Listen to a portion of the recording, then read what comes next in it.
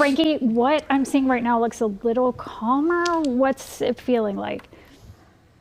That's why, Susan Elizabeth, we feel like it's good to give you this perspective. We're right here at Nicollet and 27th, where my photojournalist Ray Campos and I arrived probably between 9:30 and 10 a.m. And this is where everything really began, at this intersection behind us. But as you see, I'll actually step out so Ray can kind of show you the perspective we're looking at. I believe, guys, and correct me if I'm wrong later, but that Adam is in that area, which is 26 in Nicollet. But right there you have that wall of kind of, it looks like dumpsters and big recycle bins that community members kind of use to block off. We don't have any law enforcement right here in this area, but as I'm looking south, if you're familiar where I am, I'm looking south at more of East Street, 28th in Nicollet, and there is a big police line and also Minneapolis police vehicles back there that seem like they're just kind of blocking out the area and kind of boxing in where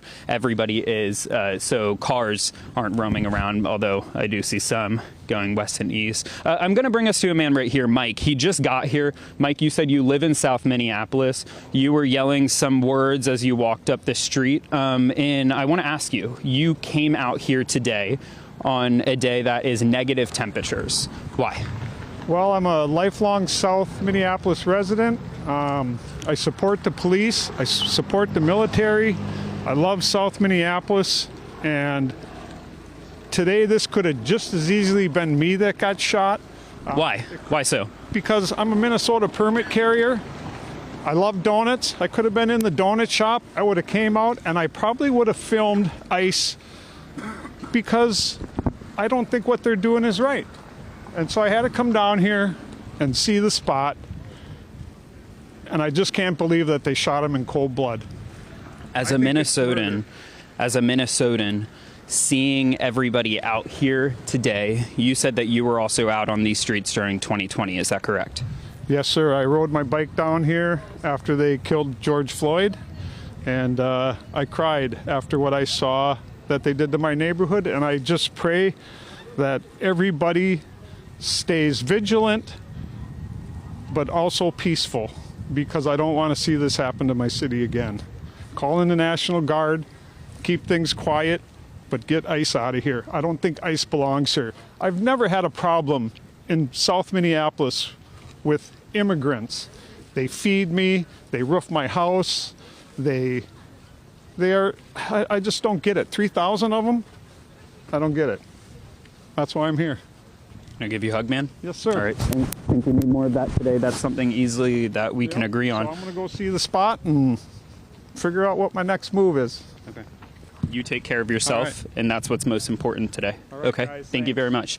Yeah, and Susan Elizabeth has been saying all morning long, I think we can all agree that an individual did die, and so that's why that man was saying earlier that he showed up here. But I do want to show you guys, because we were out here earlier when chemical irritants were deployed, and it was more intense, as right now you can see it's a little calmer, and that's just where we are right now. Things were just changing like crazy.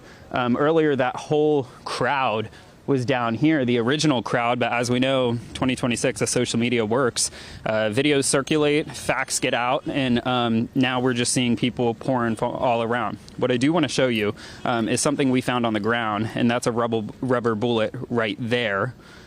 Just one of the tools that has been used.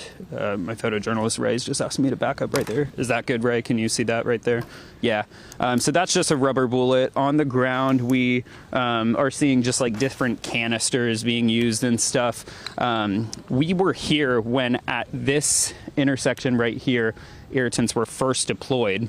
Like the very first time they were deployed at this intersection, and that was after a protester threw snow at the time were federal agents, but we don't see any federal agents here anymore. Guys. All right, Frankie McLister, thank you.